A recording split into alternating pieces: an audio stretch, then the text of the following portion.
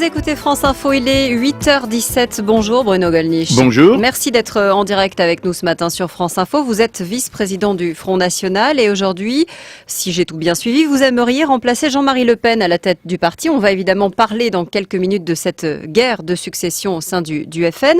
Mais d'abord, je voudrais votre sentiment sur ce qui s'est passé ces derniers jours autour de la question des évacuations des camps illicites et notamment des campements de Rome. Est-ce que, clairement, aujourd'hui, vous soutenez la position de Nicolas Sarkozy ? Je vais vous le dire, mais tout d'abord, dans votre présentation, permettez-moi de rectifier, il n'y a pas de guerre de succession, il y a une compétition ça, c'est ce qu'on va voir tout à l'heure. Il y a une compétition tout à fait normale, comme dans n'importe quelle association, entreprise, club sportif. Quand un président s'en va, eh bien, les associés, les sociétaires, s'il s'agit d'une association, se réunissent en assemblée générale pour désigner son successeur. Alors, en ce qui concerne cette affaire des Roms, je suis très heureux que vous me posiez la question, parce que ça va me permettre de rectifier ce qui est devenu un mensonge d'État, même, depuis qu'il a été proféré par Monsieur Lelouch. Votre position au Parlement européen, puisque sur vous notre êtes position au eurodéputé. Parlement européen, je suis très bien placé pour le savoir, puisque je suis intervenu dans le débat d'abord, en explication de vote ensuite, et j'affirme que contrairement à ce que prétendent mensongèrement Monsieur Lelouch et Monsieur Copé, nous avons voté contre la résolution condamnant la France. Contrairement à un certain nombre d'ailleurs de leurs amis politiques étrangers. Donc vous êtes d'accord avec la politique qui est menée aujourd'hui par la France ? Pas du tout, parce que ce qui est extravagant dans cette affaire, ce n'est pas la méchanceté du gouvernement, c'est son incompétence, c'est son incohérence. Nicolas Sarkozy a été le principal initiateur du traité de Lisbonne. Il a ratifié absolument sans problème les traités d'adhésion qui donnaient à tous les ressortissants d'Europe centrale et orientale le droit de venir en France. La libre circulation. Exactement, la liberté de circulation et dans 2 ans, d'établissement. Bon, c'était extrêmement dangereux s'agissant de pays, effectivement, où le niveau de vie est très inférieur au nôtre. Pour quelle raison ? Parce que quand vous ouvrez les frontières entre la France et la Belgique, par exemple, qui sont des pays d'à peu près de même développement social, de même niveau de vie, tous les Belges ne se précipitent pas pour venir en France et tous les Français ne se précipitent pas pour venir en Belgique. Quand vous ouvrez les frontières avec ces pays, et notamment, je dois le dire, avec il y a à peu près en Europe centrale et orientale, je croyais 4 ou 5 millions, on me dit 12 millions de Roms. Mais c'est-à-dire qu'il y aurait des bons pays. Dont c'est vrai la condition est misérable.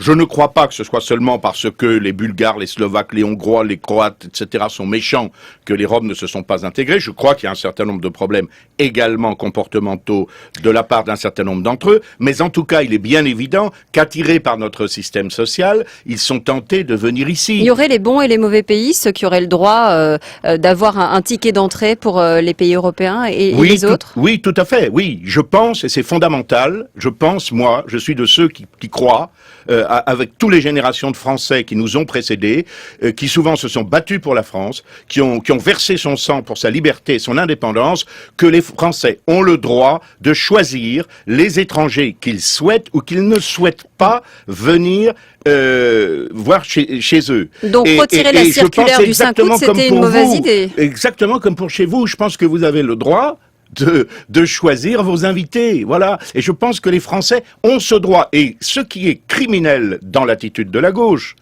et ce qui est véritablement une trahison contre l'intérêt national, contre la sûreté de l'État, c'est qu'on a l'impression que les Français sont obligés de recevoir tous ceux qui veulent entrer chez eux. Je trouve ça extravagant. Soyons clairs, Bruno Gollnisch, vous auriez, vous, maintenu la circulaire du 5 août ?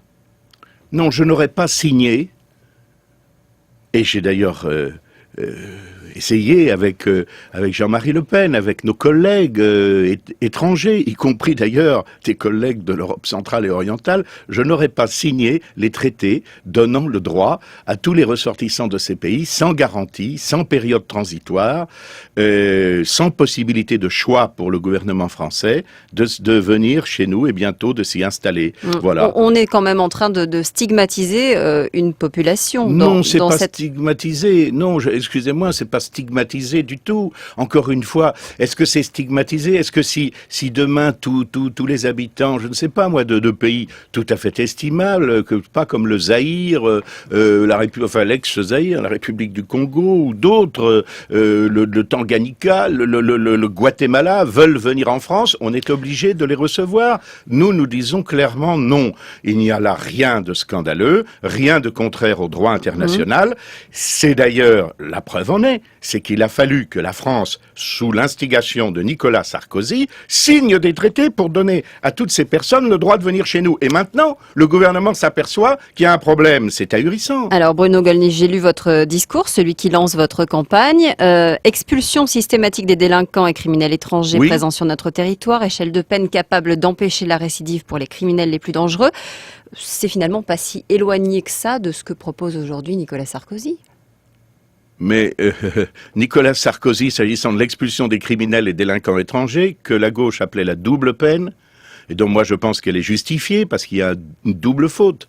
Il y a le crime ou le délit qui est commis d'abord, et ensuite, s'il s'agit d'un étranger, la violation de l'hospitalité française. Il me paraît donc normal que, comme dans pratiquement tous les pays du monde, quand un étranger a commis, je parle d'un crime grave ou de délit répété, comme c'est parfois le cas, eh bien, il soit prié de quitter fermement, qu'il soit obligé de quitter le territoire français. Bon, Nicolas Sarkozy a milité contre à l'époque, parce qu'il pensait que ça le ferait bien voir. Des associations pseudo-humanitaires de la gauche, d'un certain nombre de gens du centre-gauche. Et maintenant, M. Hortefeux fait dans la panique, en quelque sorte, des propositions contraires. Écoutez, prenons l'affaire de Grenoble. J'ai remis une lettre ouverte à Nicolas Sarkozy lorsqu'il est venu à Grenoble. L'affaire de Grenoble, c'est quand même extraordinaire. Le braqueur du casino d'Uriage qui a trouvé sa triste fin, c'est une décision de justice. Ce braqueur avait été, par décision de justice, déjà condamné 3 fois en cour d'assises pour des vols à main armée. Et à 27 ans, il était encore dehors, et il a recommencé avec un vol avec des armes de guerre. Il a trouvé sa triste fin, il y a du risque du métier dans des métiers parfaitement honnêtes. Il n'y avait aucune raison aux bandes ethniques qui sévissent à Grenoble de mettre toute la ville à feu et à sang, comme c'est le cas. Je suis indigné par la situation qui est faite à mes compatriotes. Alors, Bruno Gollnisch, vous dites que rien n'est joué face à Marine Le Pen dans la campagne interne. Je voudrais qu'on l'écoute, Marine Le Pen, parce que je crois qu'elle n'a pas tout à fait la même vision des choses. C'est normal. On le découvre au fur et à mesure. Oui, je crois pouvoir aujourd'hui dire qu'il y a incontestablement une différence stratégique entre Bruno Gollnisch et moi-même, puisqu'il a exprimé à de multiples reprises son désir de rassembler en quelque sorte l'extrême droite, de rassembler toute une série de groupes ou de formations politiques dissidentes du Front National ou bien périphériques au Front National. J'ai une ambition beaucoup plus vaste que celle-là. Je veux, moi, rassembler tous les Français. Voilà. Je veux pouvoir m'adresser à tous les Français. Parce qu'encore une fois, mon objectif est la conquête du pouvoir.